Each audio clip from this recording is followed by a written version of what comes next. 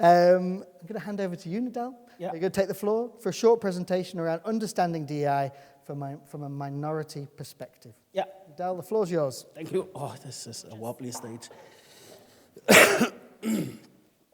Hi, everyone.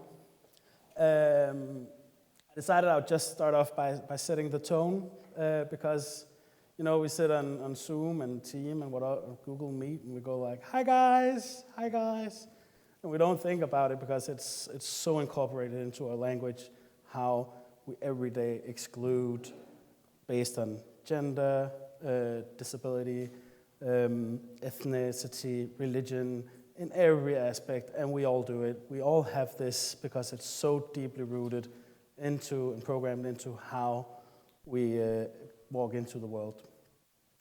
So for me, always trying to practice this, you know, hi everyone, is I think a good way to start off. So just, you know, I want to start like on a fundamental basis for me. I mean, we have to understand that diversity is a fact. It's if you have it, it's a factual concept, but it does not mean that you're also being inclusive at the same time. So inclusion is your behavior. It's what you do and what actions you put forward for everyone to be welcome. And equity is a value that we give to each other so that we can become equal when we are together. And the outcome of this is on an emotional basis of belonging. And at the end of the day, that is the big lack that we all have. This is like, you know, we say like, you know, the whole premise of DEI. When you have a minority background, such as me, I have a religious minority background, I'm a Muslim. I have a visual minority background, I'm brown. And I have an ethnic background that my parents, they were born in Palestine. And this whole concept of DEI somehow becomes a trend. And we see a lot of big corporates trying to put up a poster and a nice picture and look how inclusive we are. And you know, I sometimes wonder, do you not understand that inclusion is a really nice buzzword, but for those who have lived it, to see all the flaws that comes with it throughout their whole lives, this has always been a visual problem that we heard, whether it was in school, where we were in a workplace, or in a friendly relationship. We could always hear when we were not equal to the rest of the room. So this is not new. It's not a trend for us that reflect on this and have lived this life. If I'm being brutally honest, this is at best an educational tool for the people of privilege who does not understand the meaning of this at the end of the day.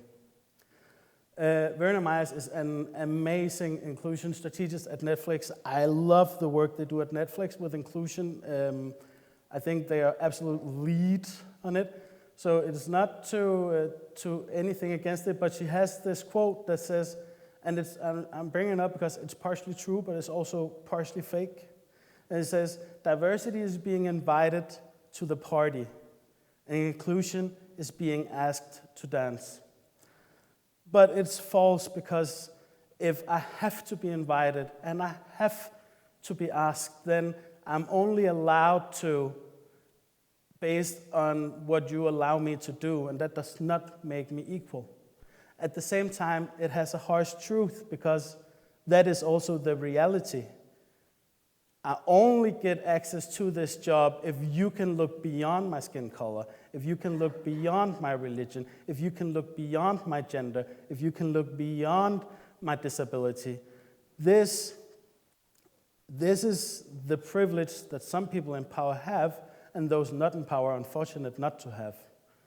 So it is actually an amazing quote, but we have to understand it from both perspectives of things.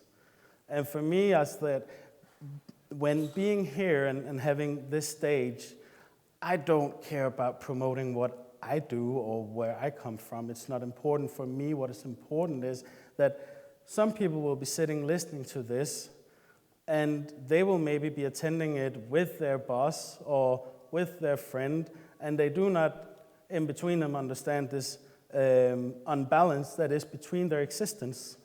And every time I get a microphone, I want to make sure that I represent that person that is in an unbalanced position and needs someone to speak on their behalf to make people understand that having a minority position in society is harmful.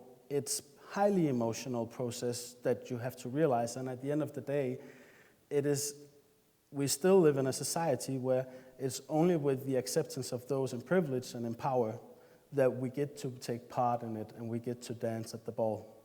And that's a problem, and we have to fix that if we want to move on. Oh, I also decided some basic tools. Don't mind the logo, it's a screenshot. Mind the other texts.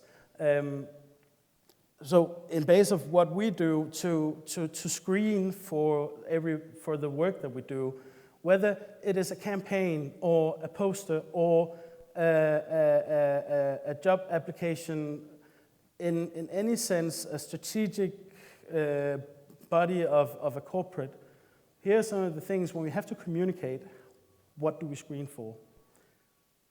First of all, rule number 1, assure representation. Then force inclusive language and imagery, because we're still at the point where it's not a natural giving, so we have to force it because we have to show the right way of being. Consider visual and historical context.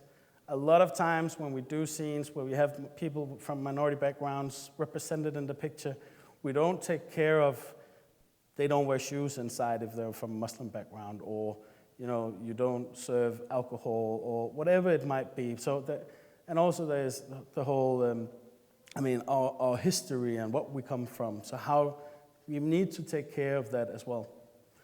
And fourth, I would normally put as a 7th, but visually it looks prettier in the 4th. Change perspective. It's such an important thing. Is when we communicate, 99% of all communication out there is made based on middle-aged white man concept. We do not design our campaigns and pictures from the perspective of the person with a disability, from the female perspective, from the ethnic minority perspective, or from the religion minority perspective. But when we do, and I promise you, because we've done this many times, the reward is amazing. People become more emotionally involved with what you're trying to say. And then, obviously, examine tone. Hi, guys. Hi, everyone, is an example. Avoid appropriation. If you need a person in your picture that wears a headscarf, do not put a headscarf on somebody's head. Choose someone who actually wears it. It's such an important factor that we don't fake the imagery. We create a real imagery of what the story tells behind the person. And obviously avoid stereotyping. Too many times we fall into these. I mean, if you're a female, you know this. Like, you'll be constantly put in a box of not knowing, or not being able to, or not having the opportunity to, and don't keep making these imageries that were designed hundreds of years ago and that we still today have such a hard time coming over. And I think that's just around my 5 minutes. Yeah.